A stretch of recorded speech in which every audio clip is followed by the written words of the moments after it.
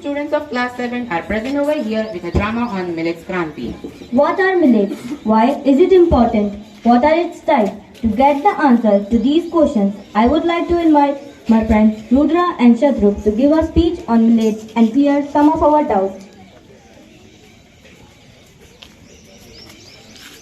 Ma'am, teachers and my dear friends, I am Shatrup Chaudhary and my friend Rudra are going to present a speech on millet. Millet developing continents, though Africa and Asia. Hey, do you know about International Millet Year? Yeah, I know about it. Can I speak? Yeah, please tell about this to me. The International Millet Year was said by UN on its 75th session. Hey, you know the full form of UN? Yeah, it is United Nations. Do you know millet has a history? No, The healthy food revolution has given way to discover the value of traditional millet. Since ages, this small group of millet were used for human consumption and folded for animals. Do you know about some millets? yes, I know about 10 millets. Do you know? Can you say about them? Yeah, pearl millet bajra, finger millet ragi, sorghum millet bajra, sorghum millet jawar, Proso or common millet china, foxtail millet kangni kakkan, barnyard millet sawa sanwa, little millet kutki, kodo millet kodo, amaranthus millet chulai, Pseudo millet kuttu. You know some millets have folic acid? No, I don't know. Can you tell about this to me? Yeah, common or proso millet has folic acid. It controls or it prevents from deficiency of anemia.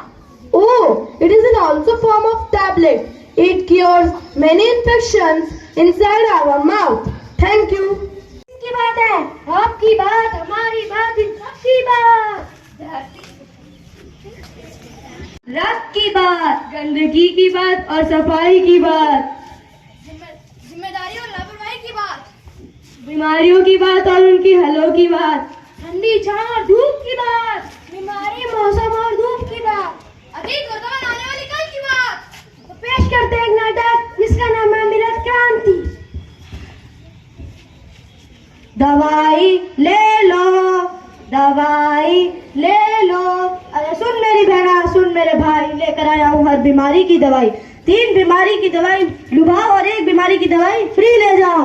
आओ मेरे भाई, आओ मेरे भाई। अरे भाई मुझे sugar की दवाई है ना? शुगर की? अरे ये पकड़ो भाई साहब, शुगर की। अरे भाई टेलीविजन की दवाई देना। टेलीविजन की? अरे भाई टीवी की। अच्छा टीवी की, ये पकड़ो भाई साहब, टीवी की। भाई मुझे टेलीविजन, किडनी, पेट दर्द और लीवर की दवाई देना। अरे बाप रे बाप, आपको तो कितनी सारी बीमारियां हैं। ये बीमारी मेरे को अकेले में नहीं है। अच्छा। मेरे बापू जी को किडनी की, अच्छा, मेरी माँ को लीवर की, हाँ। मेरे बेटे को पेट दर्द की और मुझे टीबी ने पकड़ रखा है। अच्छा आपको टीबी ने पकड़ रखा है तो आप भी पकड़िए सारी दवाई। और ये है फ्री की दवाई, ये है अस्थमा की दवाई। भाई ये क्यों? अरे ये भी तो होने वाला है आपको। अच्छा। अरे बाप रे बाप, ये लोग दिन पर दिन बीमार होते जा रहे हैं, मेरा धंधा बढ़ाते जा रहे हैं। देख तेरे संसार की हालत क्या हो गई भगवान। एक और टपक गया इंसान, एक और टपक गया इंसान, एक और टपक गया इंसान।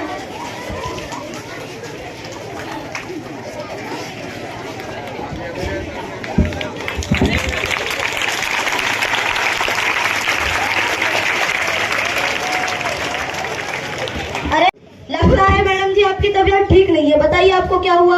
लेकिन मेरी इस बीमारी का इलाज तुम्हारे अकेले की बस की बात नहीं। अरे बताइए तो जरा, ऐसी कौन सी बीमारी है?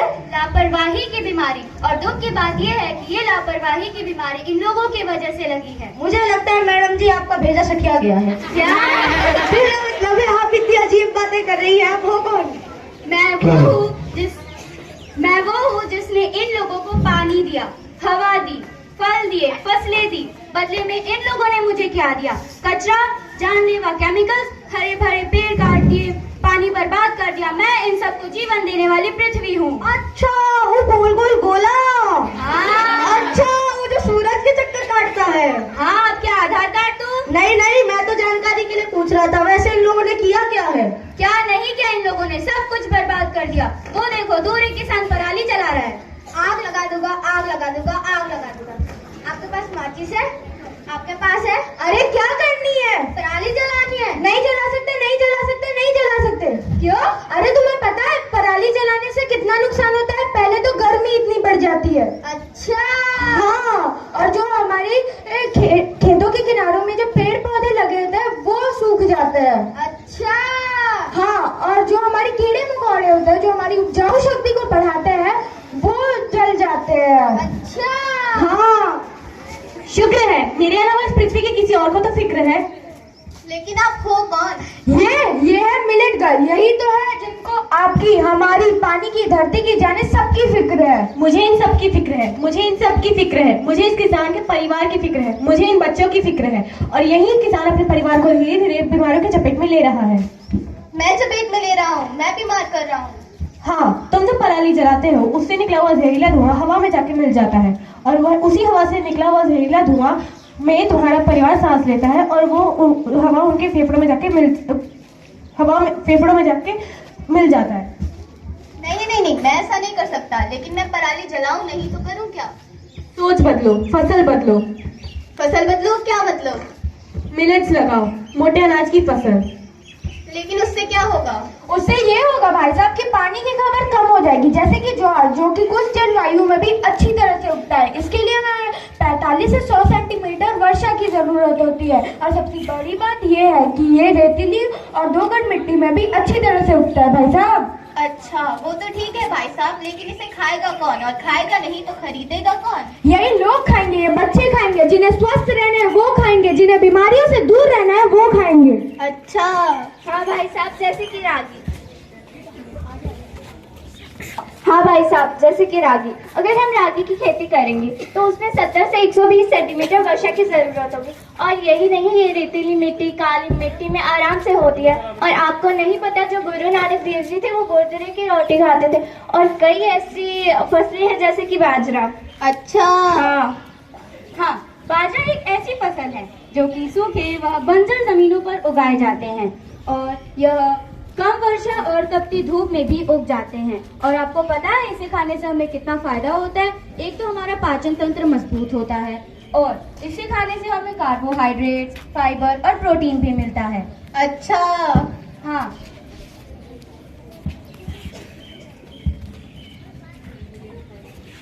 तो आज से हम मिलेट खाएंगे, मिलेट खाएंगे, मिलेट खाएंगे।